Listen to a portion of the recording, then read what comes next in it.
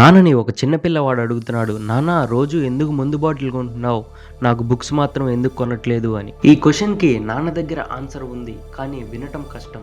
My self యువ, welcome to my channel. ఈ వీడియోలోకి వెళ్ళబోయే ముందు ప్లీజ్ డూ సబ్స్క్రైబ్. నాన్న శాలరీ 15,000, రెంట్ ఖర్చులకి 5,000 పోతాయి, ఇంకా మిగిలేది 10,000 మాత్రమే. అందులో రోజుకు 200 మందు బాటిల్ కొంటాడు, ఇంకా మిగిలేది కేవలం 4,000 మాత్రమే. ఆ 4,000 నెల మొత్తం సరిపోతాయా?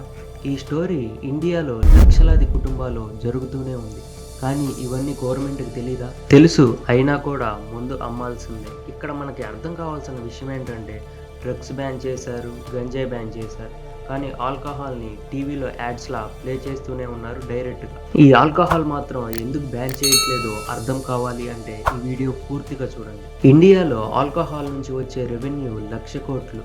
గూగుల్ డేటా ప్రకారం 2.4 lakh crore పర్ ఇయర్కి వస్తుందని గూగుల్ డేటా చెప్తుంది. ఇది direct and guaranteed income.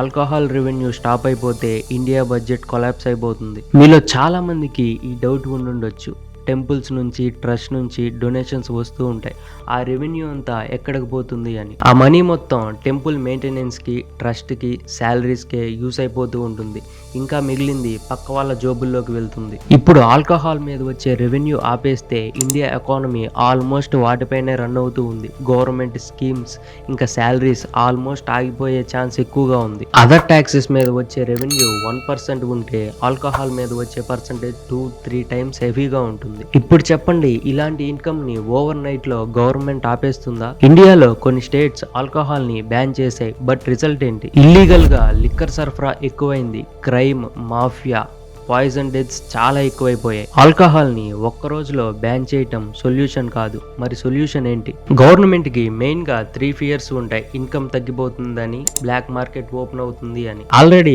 Alcohol కి బాగా ఎడిక్ట్ అయిపోయిన వాళ్ళు మళ్ళీ ఈ గవర్నమెంటే వస్తే ఆల్కహాల్ ని బ్యాన్ చేస్తుంది అని ఆ గవర్నమెంట్ కి ఓట్లు కూడా వేయరు. ఏ గవర్నమెంట్ కైనా ప్రజలు ముఖ్యం కాదు, ఓట్లే ముఖ్యం. మొన్న కరోనా టైంలో చూసాం, ఆల్కహాల్ లేక ఎంతమంది టార్చర్ చూసారో. కొంతమంది అయితే శానిటైజర్ తాగిమని ప్రాణాల మీదకి తెచ్చుకున్నారు. అయితే ఆల్కహాల్ ఆపటం పాసిబుల్ అవ్వదా? అవుతుంది, కానీ స్లోగా ఇంప్లిమెంట్ చేసుకుంటూ రావాలి. ఆల్కహాల్ ని ఒక్కసారిగా స్టాప్ చేయడం కరెక్ట్ కాదు, ఆ సిస్టమ్ ని రీప్లేస్ చేయడం కరెక్ట్. ఎలా రీప్లేస్ చేయాలి? Alcohol price every year increase చేసుకుంటూ రావాలి. ఏజ్ రిస్ట్రిక్షన్ సివియర్ గా మానిటర్ చేస్తూ ఉండాలి. ప్రతి ఊర్లో ఫ్రీగా రీహాబిలిటేషన్ సెంటర్స్ ప్రొవైడ్ చేయాలి. బ్లాక్ మార్కెట్ ఓపెన్ అయితే వాటి మీద యాక్షన్స్ సివియర్ గా తీసుకోవాలి. దీనివల్ల ఆల్కహాల్ డిమాండ్ స్లోగా తగ్గుతూ వస్తుంది. ఇవన్నీ స్ట్రిక్ట్ గా మానిటర్ చేస్తే మాత్రమే. ఇప్పటికిప్పుడు ఆల్కహాల్ మీద వచ్చే రెవెన్యూ ఆగిపోతే ఆల్టర్నేట్ గా ఎలా జనరేట్ చేయాలి? లగ్జరీ ట్యాక్సెస్, రిచ్ పీపుల్ కి ఒకలాగా, పూర్ పీపుల్ కి ఒకలాగా. టూరిజం ని డెవలప్మెంట్ చేసి వాటిపై మనీ ఇన్కమ్ జనరేట్ చేయొచ్చు. ఇదంతా